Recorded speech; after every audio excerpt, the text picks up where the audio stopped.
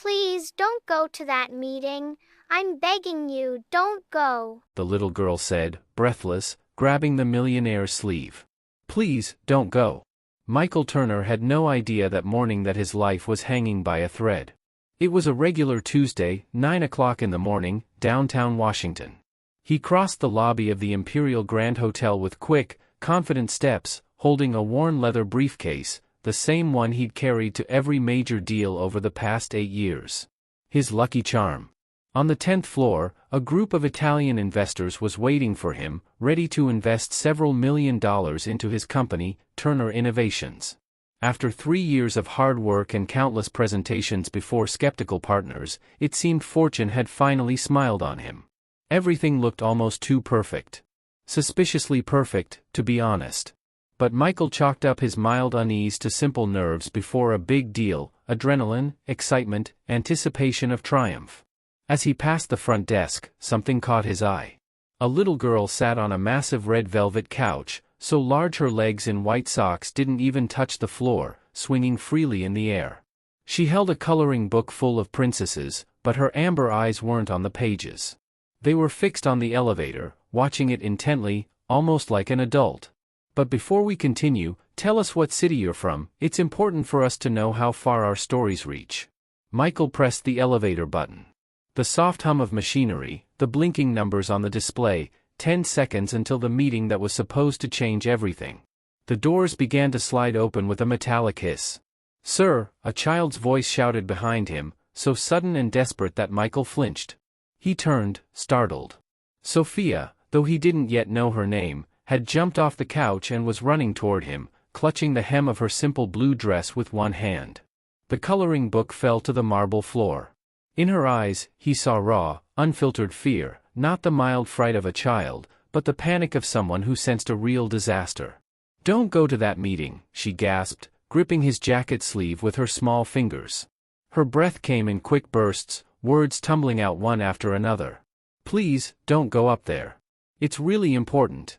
Michael froze, staring at her in confusion. What on earth was happening? How could a schoolgirl possibly know about his meeting? Maybe her parents worked at the hotel and she overheard something by accident? "How do you even know about my meeting?" he asked carefully, trying to sound calm so as not to scare her further. "I heard the men talking," Sophia rattled off nervously, glancing around as if afraid someone might be listening. "They were standing in the hallway near the conference room. They were speaking Italian. And I understand Italian." Michael frowned, feeling a chill crawl up his spine. Italians? Italian? How could a 7-year-old American girl know Italian? "Italian," he repeated, incredulous. The situation was getting stranger by the second. He slowly crouched down so their eyes were level. Up close, the fear in hers looked even more real, almost tangible. It wasn't something a child could fake. "What exactly did they say?" Michael asked, keeping his voice steady even though unease was building inside him. "Tell me everything you remember." Sophia swallowed hard, searching for the right words. "They said they were going to steal a lot of money today," she said, her voice trembling but determined. "That the meeting was just a trap.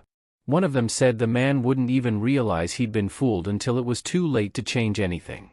She gripped his sleeve tighter. No, I'm sure they were talking about you. Please, believe me."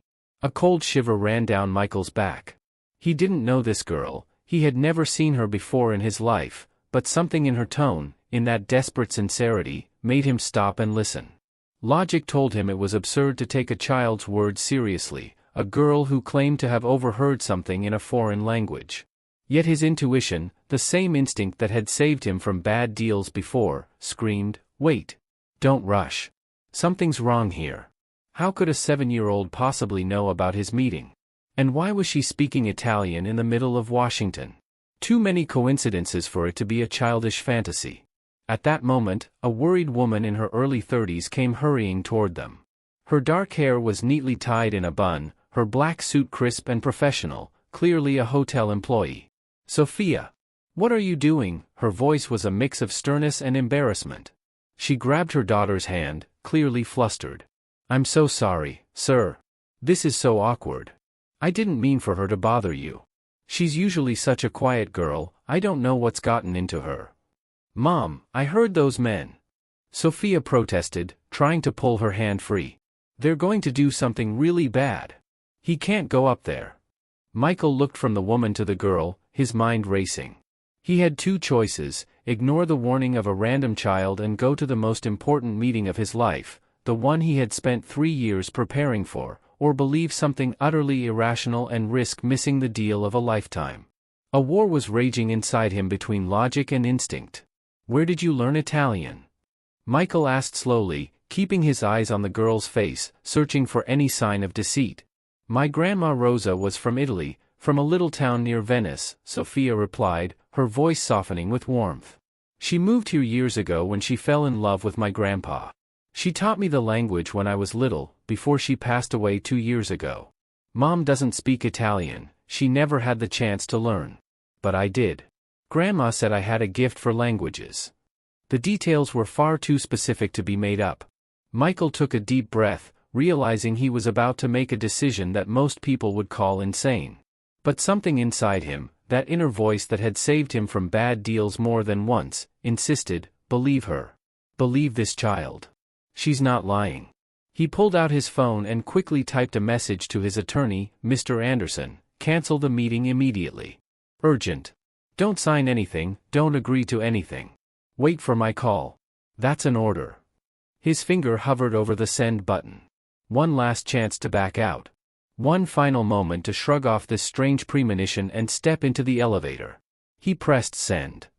Laura, that was the woman's name, Sophia's mother, looked at him with wide, anxious eyes. If my daughter caused you any inconvenience or ruined something important, she began apologetically, clearly not understanding what was happening.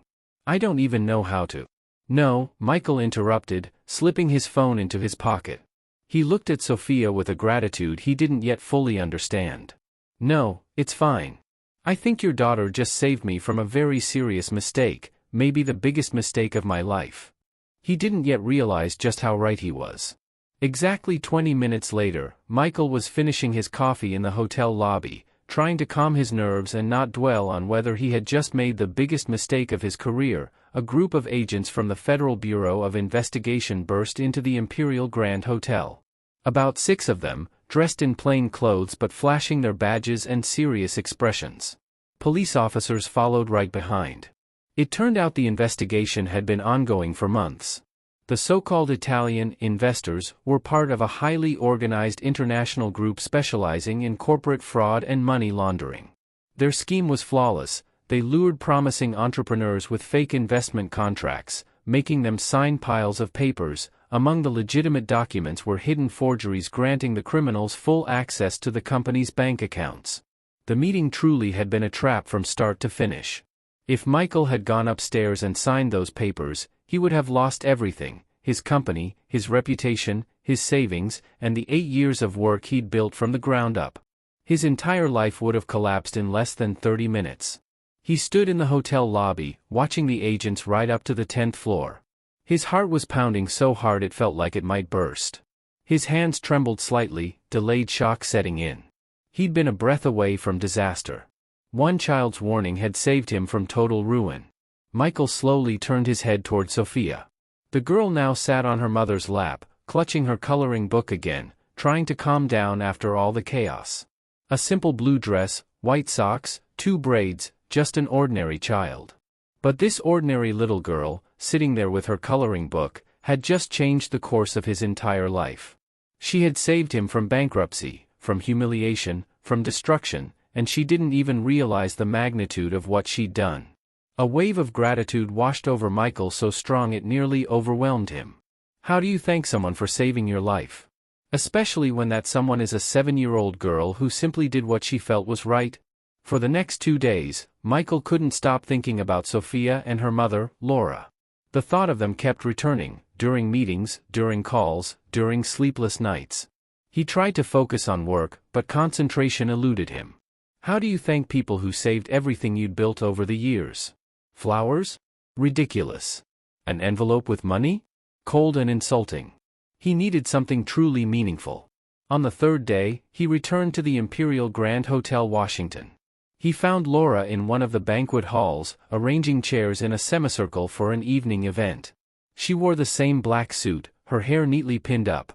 When she saw him, she looked slightly startled, clearly not expecting to see him again. "Good morning, Michael," she greeted shyly, tucking a stray strand of hair behind her ear. "How can I help you? Do you need to book a hall or organize an event?" "I just came to thank you," Michael said with a sincere smile. "You and your daughter.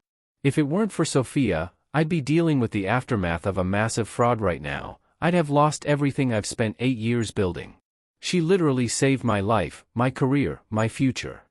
Laura lowered her gaze, embarrassed by the attention. "She's always been very observant, notices things adults overlook," she said softly.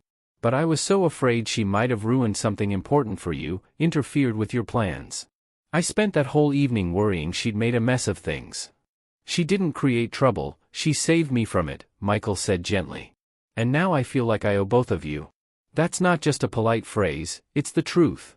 "You don't owe us anything, Michael," Laura replied quickly, shaking her head. "Sophia just did what she thought was right. I teach her to be honest and to help people when she sees they might be in danger. She did exactly what she was supposed to." Michael heard something else in her voice, a hint of fatigue, quiet worry, that particular tone he knew all too well. It was the sound of someone holding it together while slowly running out of strength. He'd heard that same note in his own voice during hard times, when he'd hidden exhaustion behind the automatic phrase, "I'm fine." "Can I ask you something personal?" he said carefully, trying not to sound intrusive. "Are you okay? You look tired." Laura hesitated, clearly not expecting such a question. She rarely spoke about personal matters, especially with hotel guests. Professionalism always came first. But there was something in Michael's sincerity, in the way he looked at her without pity, just with genuine concern, that made her lower her guard. "I'm fine, really," she finally said, though her voice trembled slightly. "It's just, raising a child alone isn't easy. Especially one as smart as Sophia." She paused, searching for the right words. "Sophia is incredibly gifted for a 7-year-old, Laura continued more quietly, as if afraid someone might overhear. "She picks things up so fast. She speaks 3 languages, English, Spanish, and Italian. She's at the top of her class, and her teachers say she's ahead of the program by at least a year or 2. But I can't give her everything she deserves. I can't afford a good private school, extra classes, or all the books she needs to keep learning." Her voice grew softer. "Her father," she swallowed hard, "he's not part of our lives. At all. It's just me and Sophia. And you know, sometimes that's enough. Sometimes love is enough. But sometimes love isn't enough when you need money for tutors or music lessons." Michael felt something tighten inside him. He nodded, not wanting to push further into a painful topic, but in his mind, an idea was already taking shape, vague for now, but persistent. "Laura, I want to do something for you," he said firmly. "Not as a debt to repay, because no amount of money could measure what your daughter did. I just want to show my gratitude, from someone who truly understands how valuable that moment was. Please, let me think of something meaningful, something that could really help Sophia reach her potential."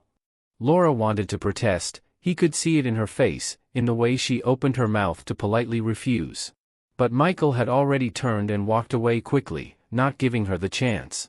That evening, he sat alone in his apartment on Georgetown Avenue, spacious and modern, with floor-to-ceiling windows overlooking the lights of nighttime Washington, D.C.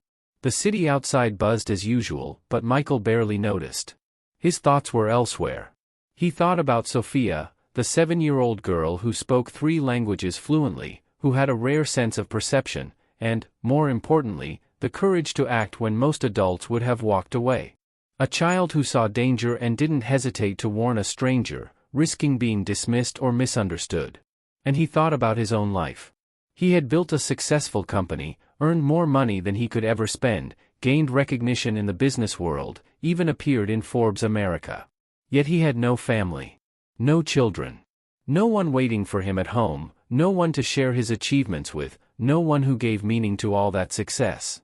Success, without someone to share it with, felt surprisingly empty. Michael picked up his phone and called his assistant, Jessica, a dependable woman in her 40s who had been with him for 6 years and could find out just about anything. "Jessica, I need you to find something out for me," he said. "Discreetly, please. No noise." Laura Rivera, event manager at the Imperial Grand Hotel. I need information about her financial situation, the school her daughter attends, and what their actual resources look like. But be careful, I don't want anyone to feel we're prying into their lives. Jessica, who had long since learned to trust her boss's intuition, agreed without asking questions. 3 days later, a folder appeared on Michael's desk. He opened it with a strange mix of curiosity and nervousness. The picture it painted was both impressive and heartbreaking. Laura earned about $1,200 a month, a decent salary for a mid-level manager in the hospitality industry. But it wasn't nearly enough to give Sophia the opportunities her remarkable mind deserved. A private school with advanced language programs cost at least $1,000 per month. Individual tutoring in math and languages, another $300 to $400. The music school Sophia dreamed of attending to learn piano, another $200. Special textbooks, enrichment programs, summer camps for gifted children, all of it required money she simply didn't have. Laura worked miracles with what little she had, buying used books, finding free online courses, studying with Sophia in the evenings after work. But she lived on the edge, saving on herself, inexpensive clothes, no entertainment, no vacations, no rest. Michael closed the folder and leaned back in his chair. The decision came to him instantly, as if it had always been waiting inside him for the right moment. That Friday, he waited for Laura to finish her shift. She came out of the hotel with Sophia, the girl wearing her school uniform and a bright pink backpack with a unicorn on it. "Laura, can I have a minute of your time?" he called out, approaching her. She looked surprised, clearly not expecting to see him, but nodded. "Of course." "Sophia, sweetheart, wait just a second, okay?" They stepped aside, but Michael shook his head. "No, Sophia should hear this too. It concerns both of you." Laura looked puzzled but curious. "Do you know the little cafe on Pennsylvania Avenue, 2 blocks from here?" Michael asked. "They have amazing hot chocolate and pastries. Maybe we can stop by? There's something important I'd like to talk about, and the street isn't the best place for it." 10 minutes later, they were sitting at a cozy table by the window. Sophia ordered a big cup of hot chocolate with whipped cream and 3 colorful pastries. Her eyes sparkled with happiness. She pulled a set of crayons from her backpack and began sketching something on a paper napkin, only half listening to the adults. Michael took a deep breath. He had spent 3 days preparing for this conversation, rehearsing every word, but now, looking at Laura, he realized it was better to speak simply, and from the heart. "Laura, I've been thinking a lot about how to thank you properly," he began, intertwining his fingers on the table.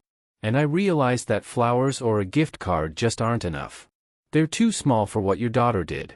That's why I want to offer something more meaningful." He paused, gathering his thoughts. "I want to pay for Sophia's education. All of it. Any private school you choose, the best one in the city. Every additional class she might need, languages, math, music, anything. Tutors, books, summer programs, everything that can help her grow and reach her full potential. No conditions, no strings attached. Just because she deserves it, and I can give it." Laura froze with her cup of coffee halfway to her lips. Her eyes widened in shock. "Michael, she set the cup down, afraid her trembling hands would spill it. "That's incredibly generous, but I can't accept it. It's too much. That's a fortune, for years to come." "It's not too much," he replied calmly but firmly. "It's the least I can do. Laura, your daughter didn't just save my money or a business deal, she saved my entire life's work, my reputation, my future. If I had signed those contracts, I'd be ruined by now, probably under investigation as an accomplice to fraud." He glanced at Sophia, who was deeply focused on drawing a cat wearing a crown on her napkin. "Sophia is special," Michael continued in a softer tone. "She has a rare gift, she notices what adults overlook, and she has the courage to act.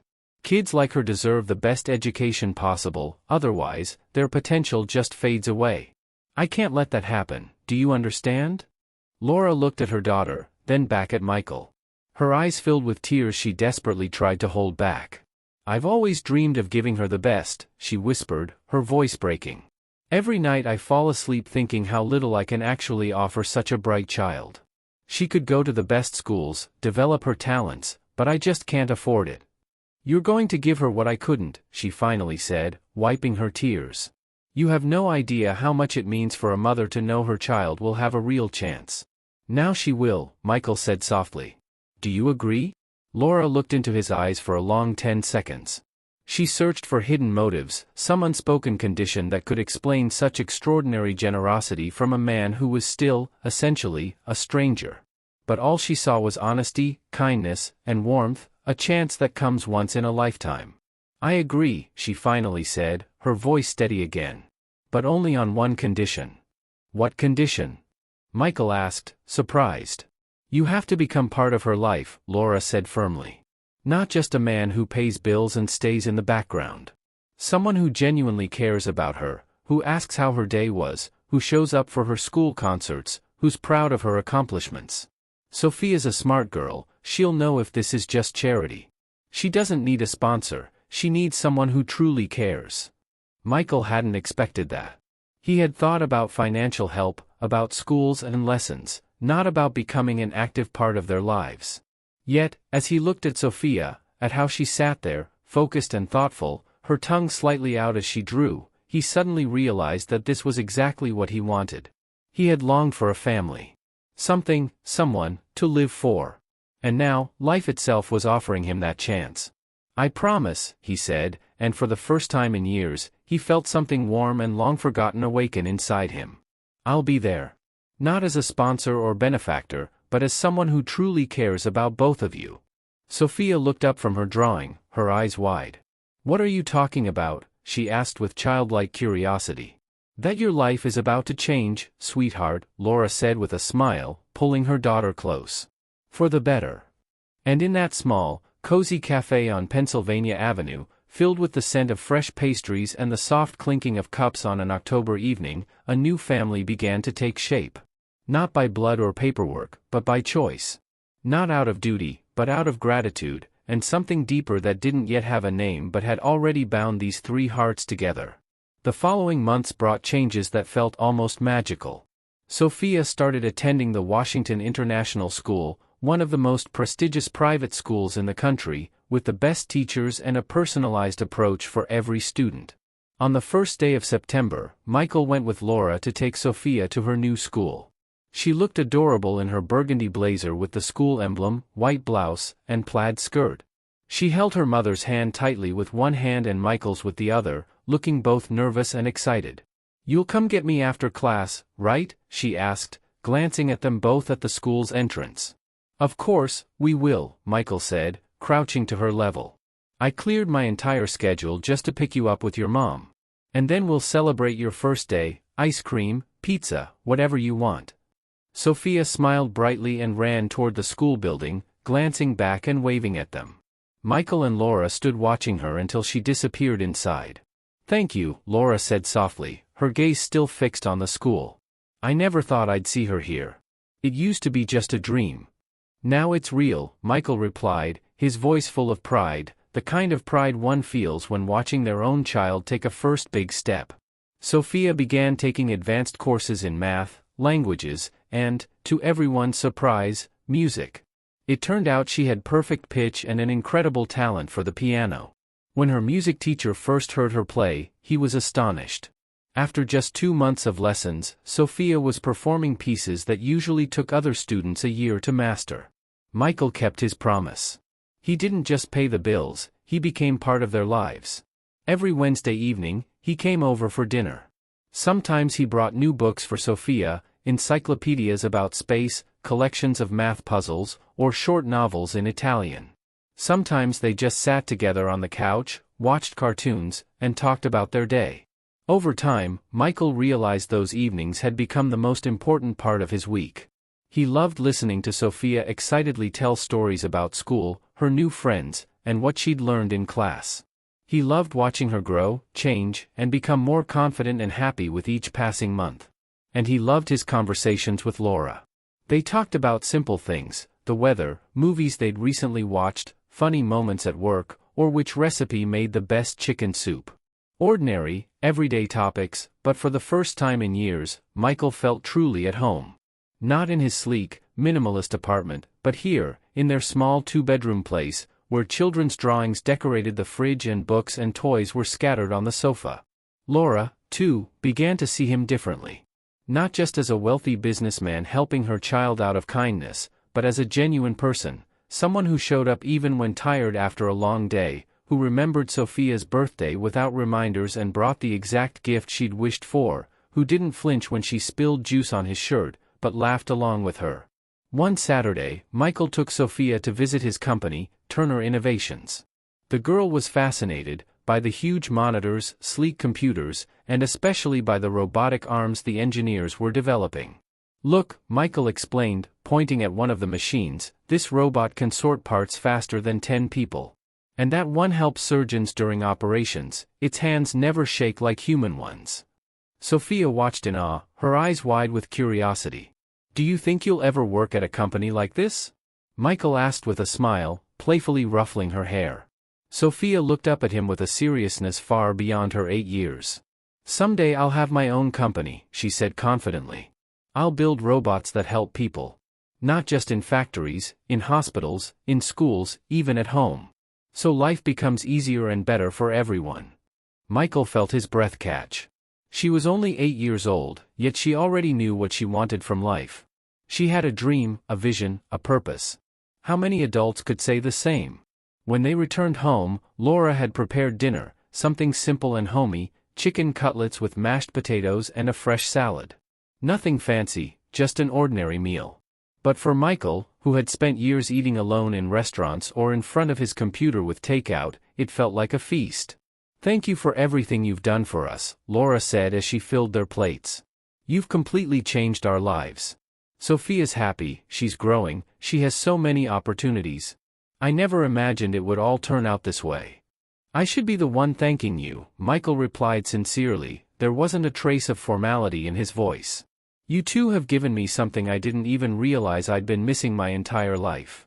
Laura looked up from her plate, surprised. "What do you mean?" Michael hesitated.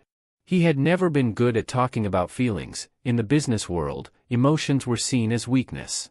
But this moment called for honesty. These two people deserved the truth. "I've always been successful," he began slowly, choosing his words carefully. "My parents died in a car accident when I was 22.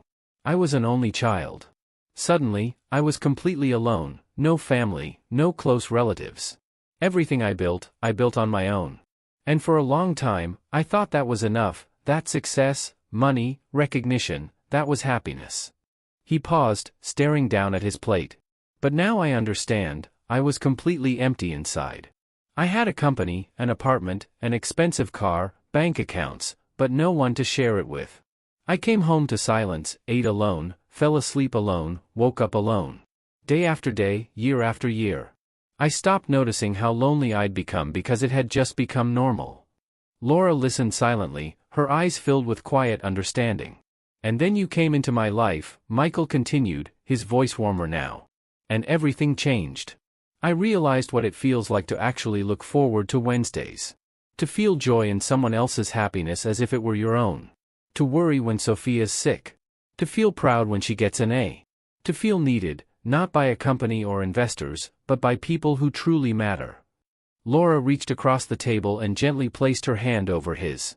It was a simple gesture, but Michael felt his heart skip a beat.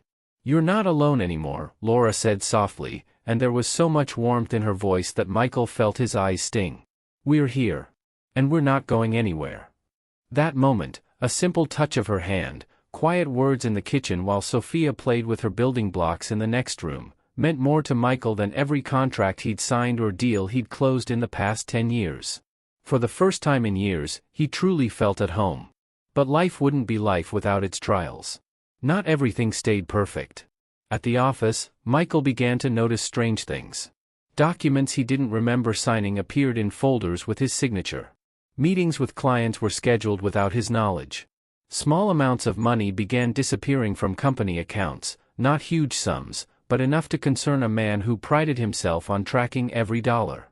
His business partner, Robert Harris, the man with whom he'd founded the company 11 years earlier, had been acting suspiciously. Avoiding eye contact, fidgeting during meetings, dodging questions about finances. At first, Michael pushed away the doubts. Robert wasn't just a partner, he was a friend. They'd started from nothing when no one believed in them. They'd spent countless nights developing their first projects, splitting their last few dollars between paying rent and buying supplies. Surely, that history still meant something. But facts don't lie. One evening, after everyone had left, Michael stayed late to organize old files, a task he'd been putting off for months. While sorting through the archives, he came across a folder that shouldn't have been there. Inside were falsified contracts, records of large transfers to offshore accounts, and payments to fake suppliers. Robert had been siphoning money from the company for at least 6 months, maybe longer. The total exceeded $150,000. Michael sat at his desk until 3 a.m, staring at the evidence, feeling a cold weight settle inside him. Betrayal, pure and devastating, from the man he had called a friend for over a decade. The next morning, he called Robert into his office. He closed the door and lowered the blinds. This conversation wouldn't be pleasant. "I know what you've been doing," Michael said without preamble, tossing the folder onto the desk. The papers scattered across the polished surface. "Explain. How could you do this?" Robert paled when he saw the documents. He opened his mouth, closed it again, struggling to speak. "Mike, it's not what you think," he finally stammered, his voice trembling. "I can explain. Don't lie to me." Michael snapped, his voice breaking with the pain he was trying to hide behind anger. "I found everything, the fake accounts, the forged contracts, the transfers to your offshore holdings. This has been going on for months. Hundreds of thousands of dollars, Robert. You didn't just steal money, you betrayed my trust, our friendship, everything we built together." Robert lowered his head, shoulders slumped. There was no point in denying it, the proof was right there, undeniable and damning. "I had debts," he muttered, still not meeting Michael's eyes. "Gambling debts. Casinos, poker. I got in over my head. It started small, I thought I had it under control. But then it got worse. They threatened me, Mike, serious people. I was going to pay it back, I swear. I just needed time to win it back. But you didn't," Michael said coldly. "You just dug yourself deeper, stealing more each time.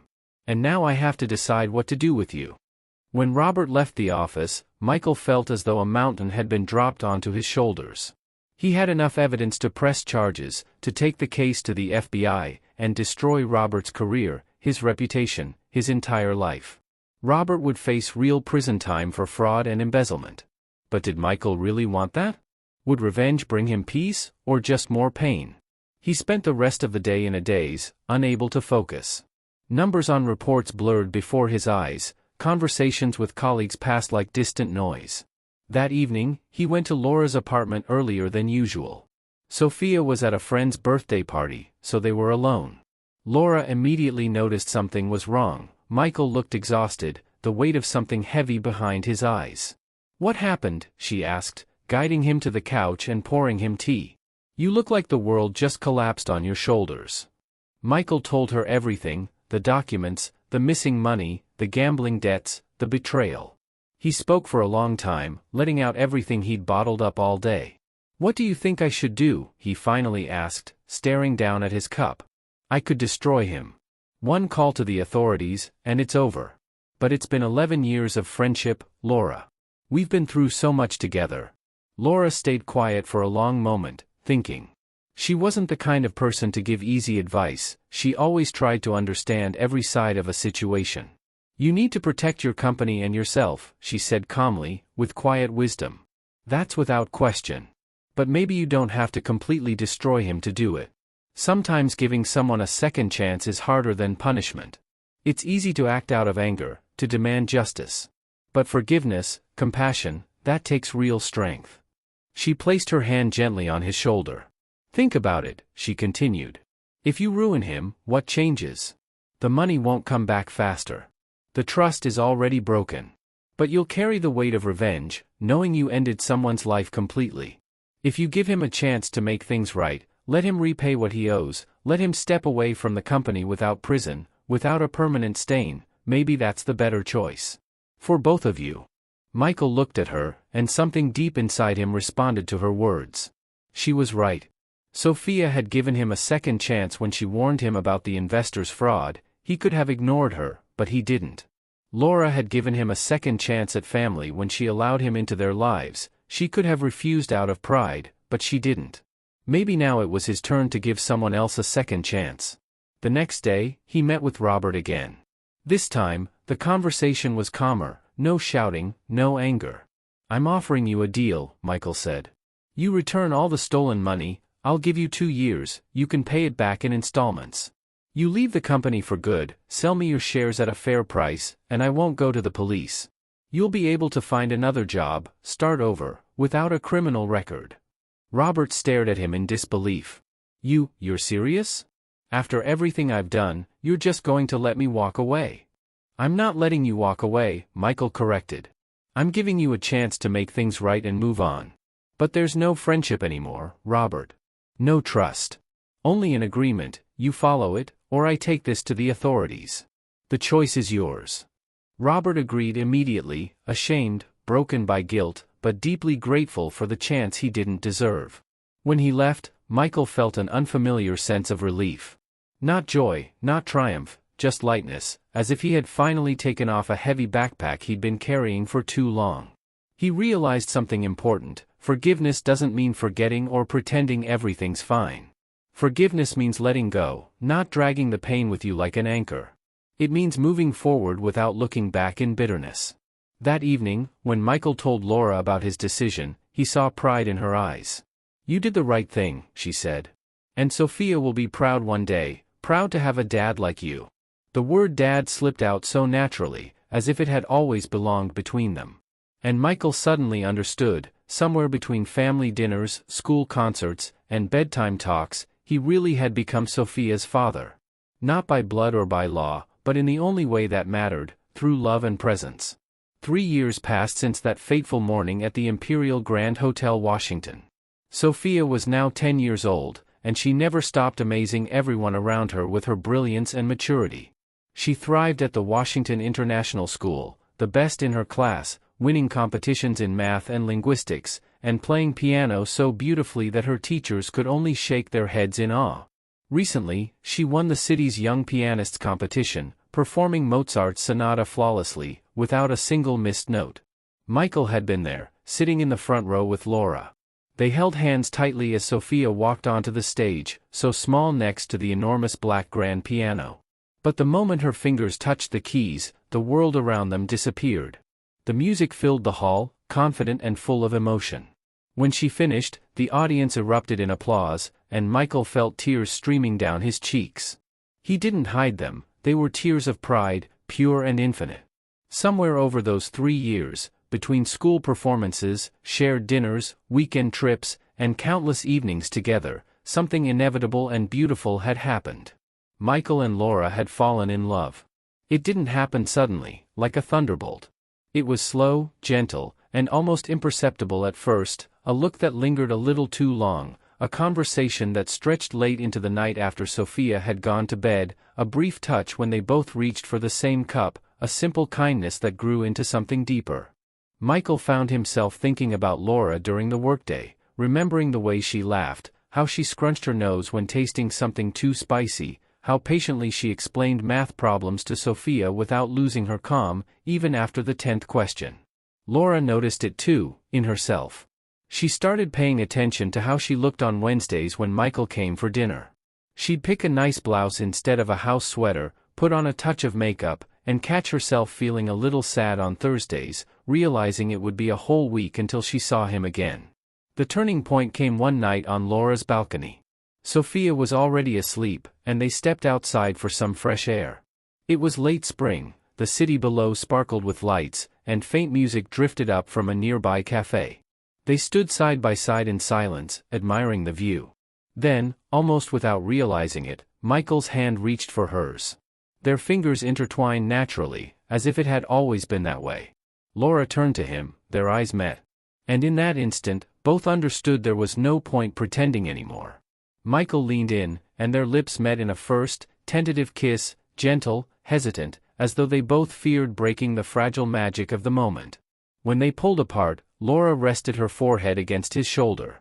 "I was afraid this would change everything," she whispered. "That we might ruin the good thing we have." It will change things, Michael said softly, wrapping his arms around her. But only for the better. I love you, Laura. I think I've loved you for a long time, I was just too afraid to admit it.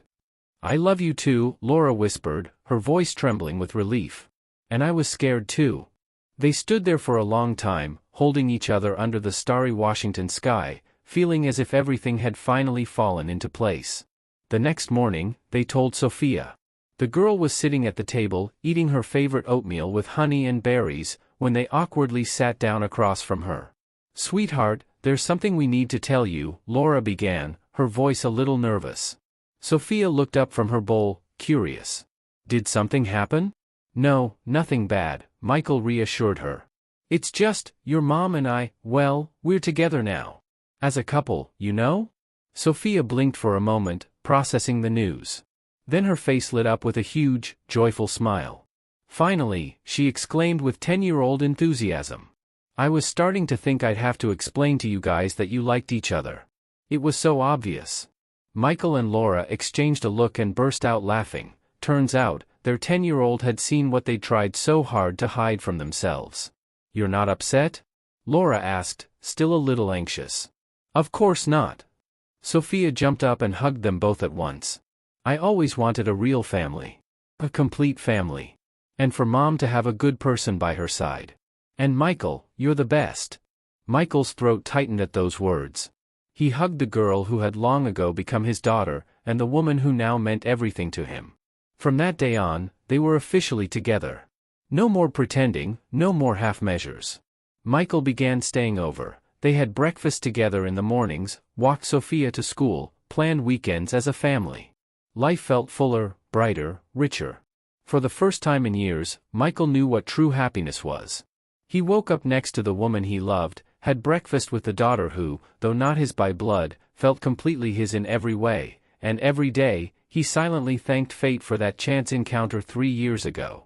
When their relationship grew stronger, Michael began thinking about the next step, something bigger. He wanted this family, born from gratitude and transformed into real love, to become official. He wanted to wake up next to Laura every morning for the rest of his life. He wanted to be there for Sophia not just as a friend or benefactor, but as a real father, someone with both the right and the duty to care for her. He wanted them to share one last name, to see written in documents what had long existed in their hearts. One warm June evening, Michael prepared something special at his apartment on Georgetown Avenue. He invited Laura and Sophia, hinting that he had a surprise for them. Sophia was practically buzzing with excitement, convinced she was getting some grand gift, maybe a new phone or a trip somewhere. Laura, on the other hand, felt nervous in a different way. She sensed something important was coming but didn't know exactly what. The apartment looked beautiful, fresh flowers in vases, candles on the table, soft lighting that filled the room with warmth. The dinner table was perfectly set, all their favorite dishes, elegant plates, everything arranged with care. After dinner, when the plates were nearly empty and Sophia was animatedly telling a story about how she and her friend had played a prank on their music teacher, Michael stood up. His hands were trembling slightly, his usually steady voice wavered just a bit. Laura smiled. She had never seen him so nervous, not even before the most important business presentations.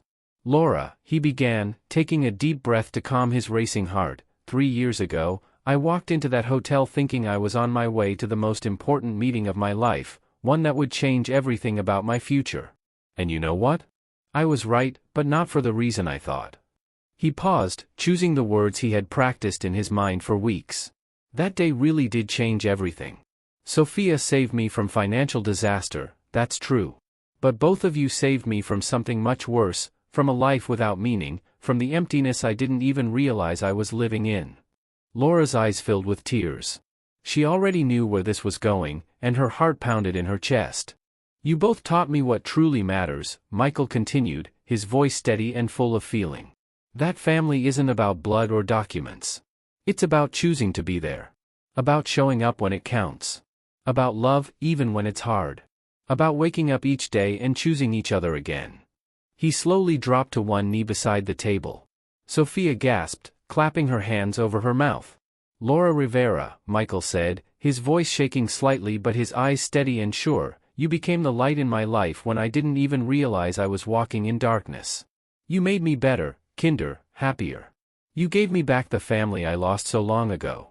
Will you marry me? He reached into his pocket and pulled out a small velvet box. Inside, an elegant diamond ring sparkled, not too large, but graceful and radiant. Laura covered her face with her hands, tears streaming down her cheeks, tears of pure, overwhelming happiness. For a few seconds, she couldn't speak, she could only cry and smile at the same time. Yes, Laura finally whispered through her tears. Yes, of course yes. 1,000 times yes. Michael stood, his hands trembling as he slipped the ring onto her finger, then pulled her close and kissed her, deeply, passionately, tenderly, as if it were both their first and last kiss at once. Sophia jumped up from her chair, running to hug them both, laughing through her own tears of joy. So, now we're a real family? She asked, looking up at them with shining eyes. Officially? The realest kind, Michael said, smiling and gently brushing her hair. But he wasn't finished yet. Michael knelt down again, this time at Sophia's level. From his other pocket, he took out another small box, wrapped in light blue velvet. His hands were shaking even more than before, his voice breaking with emotion. Sophia, he began, and the girl's eyes widened in surprise, I want to ask you something very important. Will you give me the honor of being your dad? Not just your friend, not some guy who helps your mom, but your real dad. The one who'll always be there, through joy and sadness, through good days and bad. The one who'll be proud of you when you succeed and stand by you when things get hard. He opened the box. Inside lay a delicate gold necklace with a pendant in the shape of a key, studded with tiny sparkling stones that shimmered in the candlelight. Is it a real key? Sophia asked, her voice filled with awe. Yes, it's real, Michael said with a trembling smile. It's the key to our new home, a big house where we'll all live together as a real family. You'll have your own big room, where you can put your piano. We'll have a big kitchen for family dinners, and a garden where you can play in the summer. A home that will be the beginning of our life together. Sophia looked down at the key, then up at Michael, then back at the key again. And without a word, she threw her arms around his neck, hugging him so tightly he almost lost his balance. I've always wanted a real dad, she whispered into his ear, her voice trembling with emotion. Always. Every night before bed, I'd wish that Mom would meet someone kind, someone who'd love both of us. And I'm so happy that person turned out to be you. Tears ran down Michael's cheeks. He had achieved so much in life, built a successful company from nothing, earned millions, gained respect in the business world, appeared in magazines, spoken at conferences. But none of it, absolutely none of it, compared to what he felt in that moment. That 10-year-old girl, with her amber eyes and boundless heart, had just called him Dad. And it meant more than any award, any contract, any success. Thank you for choosing us, Dad, Sophia whispered, and that one word, Dad, sounded so natural, as if she'd been saying it her whole life. Michael wrapped her in his arms, then pulled Laura close too. The three of them stood there, holding each other, laughing and crying at the same time, while the candles slowly burned down and the first stars appeared above Washington. That night, none of them could sleep. They sat together on the couch, sipping hot tea and eating pastries Michael had saved for the occasion, talking about the future, about the wedding, their new home, which university Sophia would go to someday, maybe even abroad. Simple, happy conversations filled with dreams, plans, and endless love. Sophia fell asleep around midnight, curled up between them, the golden key pendant glinting softly against her neck and a smile on her face. When she was sound asleep, Michael and Laura gently carried her to the balcony. She had drifted off mid-sentence, exhausted from excitement. They covered her with a light blanket and stepped outside to breathe in the cool night air. Below them, Washington, D.C. shimmered with lights, the city that had brought them together, the city where their incredible story began. Are you sure about this? Laura asked softly, leaning her head against his shoulder. It's a big responsibility, taking on a family, becoming a father. It's not all romance and promises. It's every day, the problems, the work, the sacrifices. Michael slipped his arm around her shoulders and pulled her closer. I'm not just sure, I'm happy, he said firmly. Laura, you and Sophia are the best thing that's ever happened to me. The best. And I'll spend every day of my life proving that I deserve to be with you, that I can be a good husband to you and a good father to her." Laura looked up at him, her eyes filled with tenderness. "You already have," she whispered. "You've proved it every day for the last 3 years, with your care, your love, your presence."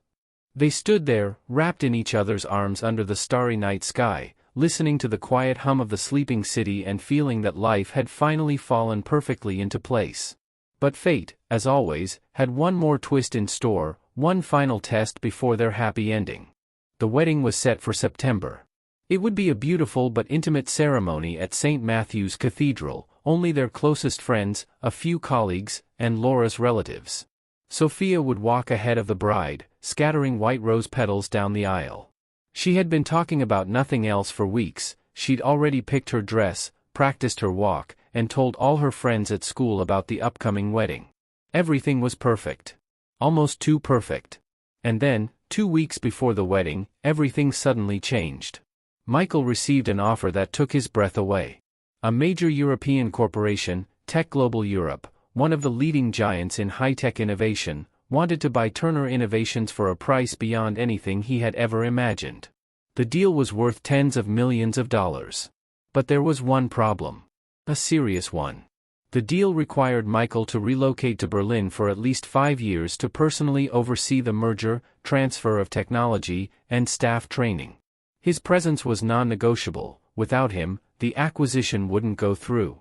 It was the opportunity of a lifetime, the peak of his career. Financial independence for life, recognition on an international level. The kind of success most entrepreneurs dream about. But it also meant leaving Washington, D.C. behind. It meant taking Sophia out of the school she loved, away from her friends and everything familiar. It meant asking Laura to quit the job she was proud of, a position where she was respected and valued, and to give up everything she had spent years building. It meant tearing apart the stability and peace they had just managed to create. For 3 sleepless nights, Michael wrestled with the decision. He paced the apartment until dawn, drank endless cups of coffee, made lists of pros and cons, ran through every possible scenario. At first, he didn't tell Laura. He wanted to make the decision on his own, to protect her from the weight of his doubts. But the more he thought about it, the more conflicted he became. On one side, career, money, success, global recognition. On the other, family, love, the simple happiness he had searched for all his life. Finally, he realized he couldn't stay silent any longer. This decision didn't concern only him, it affected all 3 of them. Keeping such an important secret from Laura would be a betrayal of the trust they had built over 3 years. That evening, they were having dinner at home, in the same apartment where they now lived together and were planning their wedding in just 2 weeks. Sophia was in her room doing math homework, tackling equations that even Michael sometimes struggled to solve. "Laura, I need to talk to you about something serious," he began. His voice was tense enough to make her immediately concerned. He told her everything, the offer from Tech Global Europe, the incredible sum involved, the relocation to Germany for 5 years, the once-in-a-lifetime chance, and the sleepless nights spent agonizing over what to do. Laura listened quietly without interrupting. Michael watched her face shift through a range of emotions: surprise, realization, worry, and finally, something he couldn't quite read. When he finished, silence filled the room. Only the ticking of the wall clock and the distant hum of city traffic broke it. "It's an incredible opportunity," Laura said finally, her voice calm, almost expressionless. "You have to take it." "What about you?" Michael asked, fear tightening in his chest. "What about Sophia? What about our life here, our wedding, our plans?" Laura stood and walked to the window, staring out at the evening skyline. Her shoulders were tense, her hands clenched into fists. "Michael, I don't want to be the reason you give up on the dream of your life," she said without turning around. "If this is truly what you want, we'll find a way to make it work. Maybe we can visit during school breaks. Maybe you'll fly home once a month. Maybe—" Her voice faltered, and she fell silent. Michael came up behind her and gently turned her to face him. There were unshed tears in her eyes. "But do I really want this?" he asked quietly, more to himself than to her. 5 years away from everything that truly matters. By the time I come back, Sophia will be 15, a teenager, with her own friends, her own life, her own secrets. I'll miss half her childhood, her first love, her first heartbreak, her graduation, college applications. I'll miss it all. He took her hands in his. And you'll be here while I'm there. That's not a marriage, that's pretending to have one. Phone calls, rare visits, separate lives. We just found each other. We're about to get married. And I'm supposed to leave for 5 years? What's the point of that? Laura met his gaze steadily. But won't you regret it if you say no? She asked, her voice trembling. Won't you always wonder what if? Won't you blame me and Sophia one day for holding you back? Michael took a deep breath.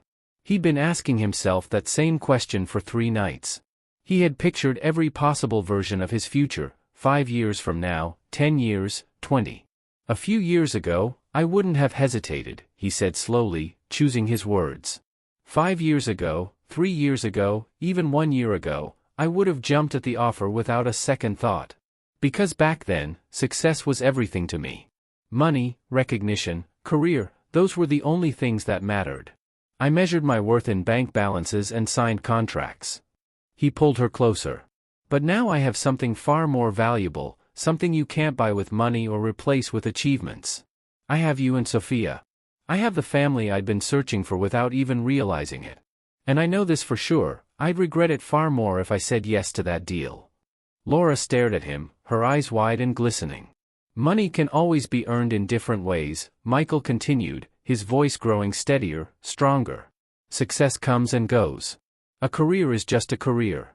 Sooner or later, new opportunities appear, new projects, new deals. But you're one of a kind. Sophia will only be 10 once. Her childhood won't come again. These years, when she's growing, becoming her own person, when she needs her father close, they'll pass, and we'll never get them back. He gently wiped away a tear that had rolled down Laura's cheek. And you? I waited 38 years for you. 38 years without real love, without someone I wanted to share every day with. And now that I've finally found you, I'm supposed to leave for 5 years? No. Not for any money in the world. I won't trade 5 years of our life together for anything, not even for all the millions in Europe. Laura threw her arms around him, pressing her face to his chest. Her shoulders trembled as she tried to hold back her tears. Are you sure? She whispered through her sobs. Absolutely sure? Because I don't want you to regret this later. I don't want to be the reason for your regrets. Michael lifted her chin and looked into her eyes. I'm completely, absolutely sure, he said firmly. I've learned something simple over time. True success isn't measured by how much money you have or by your title in a corporation. Real success is measured in moments. In laughter around a dinner table. In hugs before bed. In being there when someone you love is struggling. In pride when your daughter shows you her report card. That's real wealth. And I finally understand that. The next day, Michael called the representatives of Tech Global Europe and politely, but firmly, declined their offer. His lawyers thought he was out of his mind. His business friends told him he was making the biggest mistake of his career, that he was throwing away his potential, that opportunities like this don't come twice. But Michael didn't doubt himself for a second. With every passing day after the refusal, he became more certain that he had made the right choice. Because now he knew exactly where his priorities were, and family would always come first. The wedding took place exactly as planned, in mid-September, when Washington was glowing in the soft gold of early autumn. It was a simple yet deeply moving ceremony, filled with genuine love and happiness. St. Matthew's Cathedral stood grand and serene. Sunlight filtered through the stained glass windows, bathing everything in warm colors. About 30 guests filled the first rows, only their closest family and friends. Sophia stole everyone's hearts that day, even though she wasn't the bride. The 10-year-old looked like a little princess in her white dress with soft ribbons, her eyes shining with joy and excitement. She walked ahead of her mother, scattering pink and white rose petals down the aisle, her smile brighter than any light in the church. When Laura entered the cathedral, in a simple yet elegant white gown, a small veil, and a bouquet of wildflowers, Michael forgot how to breathe. She was stunning. Not with a glossy, magazine kind of beauty, but with something real, radiant, the inner glow of a truly happy woman. They exchanged their vows, and when the priest finally said, "You may kiss the bride," the cathedral erupted in applause and joyful cheers. There wasn't a dry eye in the room, everyone was crying tears of happiness. But the most emotional and unforgettable moment came right after the ceremony. When the congratulations were over and guests began heading to the reception hall, Michael asked for a moment of everyone's attention. He knelt down before Sophia, now officially his stepdaughter, though to him she had always simply been his daughter. The girl looked at him, surprised and a little confused, not understanding what was happening. "Sophia," Michael began, his voice trembling with emotion, "today I made a vow to your mom, to stand by her in joy and in sorrow, in wealth and in hardship, in sickness and in health. But I also want to make a vow to you. A personal promise that I will keep for the rest of my life." The guests grew quiet, watching the moment unfold. Someone sniffled softly, already moved to tears. "I promise to be there for you through every important moment of your life," he continued, looking straight into her eyes. "In your joys and your struggles, in your victories and your defeats. When things go well, I'll celebrate with you. When they don't, I'll hold your hand and help you through it. I promise to support your dreams, no matter how impossible they may seem to others. I promise to be proud of you not only when you succeed but also when you try, even if you fail." He paused for a moment, struggling to keep his voice steady. "I promise to be strict when I need to be and gentle when I can. I promise to protect you from everything bad in this world, as much as I can. I promise to teach you everything I know, and to learn from you everything you can teach me. I promise never to replace your real father, but to be the kind of dad who is always there. I promise to love and care for you as my own daughter for the rest of my days, because in my heart, you've always been that." Sophia couldn't hold back anymore. She threw her arms around his neck, hugging him so tightly he almost lost his balance. She cried, laughed, and mumbled something against his shoulder. "Thank you for choosing us, Dad," he finally heard through her sobs. "Thank you for not going to Germany. Thank you for staying. I love you so much." Michael hugged her tighter, feeling tears roll down his cheeks. That one word, Dad, was still the sweetest music he had ever heard. There wasn't a single dry eye left in the cathedral. Even the toughest men were discreetly wiping their faces, pretending to adjust their ties. Laura cried openly, unashamed, holding her friend's hand as she watched the two people she loved most in the world. That moment, a man kneeling before a little girl, embracing her and promising to be her father, stayed with everyone who witnessed it. Many said it was the most moving thing they had ever seen at a wedding. After the ceremony, there was a small reception at a cozy restaurant nearby. Nothing fancy or over the top, just good food, a warm atmosphere, heartfelt congratulations, and plenty of laughter. All evening, Sophia never left Michael's side. She held his hand, proudly showed everyone her necklace with the little key, and kept saying, "This is my dad." And every time he heard those words, Michael felt his heart fill with warmth and gratitude for fate. After the wedding, they moved into a new home, not a millionaire's mansion, but a bright, spacious house in a quiet Washington neighborhood. It had a large backyard where Sophia could play or read under the trees in summer. A big kitchen where Laura cooked family dinners, filling the house with the smell of home-cooked meals. A study for Michael, where he could work remotely and still be close to his family. And, of course, Sophia's room, big and sunny, with her very own piano, a gift for her 10th birthday. Life settled into a calm, steady rhythm. Sophia continued to excel at school, she entered competitions, won contests, and performed beautifully at recitals. Laura received a promotion and became the general manager of the hotel, a position she loved, one that challenged her and made her proud.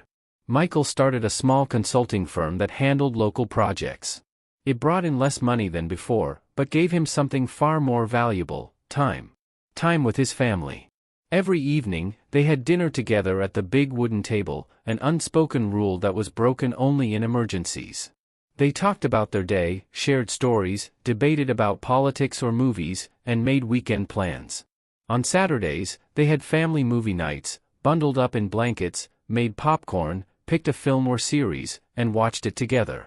Sometimes Sophia fell asleep between them, and they would carry her to bed before returning to finish the movie, holding each other close.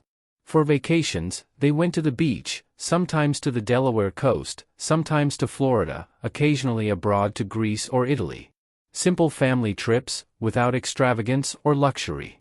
They built sandcastles, swam, tanned, ate ice cream and seafood at seaside cafes. They were ordinary moments, but they were the ones that truly mattered. A few months after the wedding, Sophia came home from school one afternoon, her eyes sparkling with excitement. She had just won the citywide math competition among 5th and 6th graders, first place out of 53 participants, with a perfect score. "Mom! Dad!" she shouted from the doorway, dropping her backpack and jumping with joy. "I won. First place. My teacher said no one's done that in 5 years." Michael was home, working on a client presentation. Hearing her voice, he rushed to the hallway. Laura ran from the kitchen, wiping her hands on a towel. "Show us the certificate," Michael demanded, his voice brimming with pride. Sophia pulled a folder with a gold-embossed title from her bag and handed it over solemnly. Michael read it carefully, then wrapped her in a big hug. "I always knew you could do it," he said, kissing the top of her head. "You're incredible, smart, talented, and amazing. I'm so proud of you I could shout it to the whole city. We have to celebrate," Laura said, her eyes shining. "Tonight, we're going to your favorite restaurant. You can order anything you want." Sophia squealed with delight and ran off to change.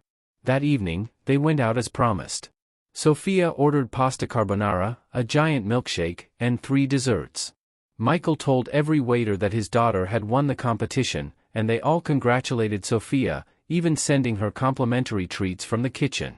It was a simple, ordinary family evening, but for all 3 of them, it was one of the happiest and most memorable of their lives. Later that night, when Sophia was fast asleep in her room, hugging her teddy bear, Michael and Laura stood on the balcony, their little ritual. They always ended the day like this, standing together under the stars, breathing in the night air, talking about everything and nothing. "Do you ever regret it?" Laura asked quietly, leaning against his shoulder. "Turning down that offer from Germany? Choosing us over your dream career?" Michael looked at the house, at the room where their daughter slept peacefully, surrounded by books, drawings, and stuffed animals. Then he turned to the woman beside him, the woman who had changed everything, who had given his life meaning. He smiled, the soft, genuine smile that appeared only when he was with his family. "Not for a single second," he said firmly, without hesitation. "That offer could have given me money and prestige. But this," he gestured toward the house, the yard, their life together, "this gave me a real life. A full, meaningful life. There isn't a deal in the world worth more than what I have right now." Laura turned to him and kissed his cheek softly. "I love you," she whispered, simply and sincerely. "And I love both of you," Michael said, wrapping his arms around her. "You're the best investment I've ever made, and the only one that pays dividends every single day in happiness, love, and purpose." They stood there for a long time, holding each other under the starry Washington sky. Somewhere below, the city hummed quietly, cars passing, people rushing home, while above them, everything was still and perfect. There, on their balcony, time seemed to slow down, giving them a chance to savor the moment. Michael thought about the incredible journey he had taken over the past few years. How one spontaneous warning from a little girl in a hotel lobby had completely changed his life. How he had once chased success in money and recognition, and found it instead in family and love. He remembered the man he used to be 3.5 years ago, successful, wealthy, but deeply lonely. A man who came home to an empty apartment and couldn't understand why all that wealth didn't bring happiness. A man who worked 16-hour days because he had nothing else to fill his time with. Who believed that the next deal, the next million, the next award would finally make him feel fulfilled. And now he understood a simple but powerful truth, one that many realize too late, or never at all: real wealth isn't stored in banks, and it's not measured in numbers on a screen. Real wealth is the people beside you. It's laughter at the dinner table. It's being able to hug someone you love before bedtime. It's pride in your daughter's achievements. It's the smell of dinner cooked by the woman you love. It's the ordinary, simple moments that make life worth living. The greatest victory isn't getting everything you want, it's realizing that what you already have is priceless. 2 more years passed. Sophia turned 12, and she was already planning which university she'd attend after high school, Harvard or Cambridge, nothing less. She was growing into a confident, talented young girl, full of ambition and dreams. But most importantly, she was happy, truly happy, surrounded by love and support. Laura had become one of the most respected managers in the Washington hospitality industry. She was invited to consult for new hotels, speak at conferences, and share her expertise. She had blossomed, more confident, calm, and fulfilled than ever before. Michael had changed too. He was still in business, still successful, but now he measured success differently. The key metric wasn't how many deals he closed, it was how many dinners he shared with his family. Not the size of his profits, but the size of Sophia's smile when he came to her piano recital. One evening, the three of them were in the living room, Sophia doing homework, Laura reading a book, and Michael reviewing some papers, when the doorbell rang. A courier stood on the doorstep holding a large envelope. Michael signed for it, took it, and opened it casually, probably just business documents, he thought. But inside was a letter from Tech Global Europe, the same company whose offer he had turned down 2.5 years earlier. Michael unfolded the letter and started reading. Then he read it again, not believing his eyes. They made him another offer, but this time, under entirely different terms. They wanted him to become their chief consultant for the Eastern European market, remotely, from Washington, with flexible hours and the option to work from home. The salary was exceptional, the conditions ideal. It was recognition of his expertise, his experience, and his value as a professional. "What is it?" Laura asked, noticing his surprised expression. Michael handed her the letter without a word. She read it, and a smile spread across her face. "They didn't forget you," she said softly. "Your decision back then must have made an impression. It showed them you're a man of principles. What are you going to do?" Sophia asked, looking up from her textbook. Michael thought for a moment, then looked around, at his wife, his daughter, their cozy living room filled with warmth and love, and realized the answer was obvious. "I'll accept it," he said. "This time, the conditions let me stay here with you and still do the work I love. It's the perfect balance." Sophia jumped up and hugged him tightly. "I knew everything would work out," she exclaimed. "Grandma Rosa used to say that when you make the right choice with your heart, the universe always rewards you for it." Michael hugged her close, then pulled Laura into the embrace too. And in that moment, he finally understood the ultimate truth he'd been searching for all his life: when you choose love over money, family over ambition, people over success, life doesn't punish you for it. It rewards you. It gives you new opportunities that fit perfectly with your values. Sometimes you have to give up something big to gain something even greater. Sometimes you have to say no to a dream to find true happiness. And sometimes, the universe is simply waiting for you to set your priorities right, and only then does it give you everything you were meant to have. On that simple balcony, under the starry Washington sky years ago, Michael had learned the most important lesson of all: he had already achieved true success. Not the kind measured by wealth, power, or fame, but the kind measured by love, by presence, by family. Sometimes the greatest victory isn't getting everything you want, it's realizing that what you already have is absolutely priceless. If this story touched your heart and made you think about what truly matters in life, support our channel by clicking the Super Thanks button. It's the little heart with the $sign below the video. Every time you do, you help us create stories that inspire, make people reflect, and remind us of life's real values: family, love, and staying true to yourself. Thank you for staying with us until the very end of this moving story about how a single encounter changed the lives of 3 people. Tell us in the comments, which moment touched you the most? Sophia's warning? Michael's decision to choose family over his career? Or his wedding vow? Don't forget to subscribe and turn on the notification bell so you don't miss new stories about dignity, choices, and the values that truly matter. And before you go, make sure to watch the next story we've prepared for you. It'll appear on your screen in just a few seconds. We're sure it'll touch your heart and maybe even change how you see the world.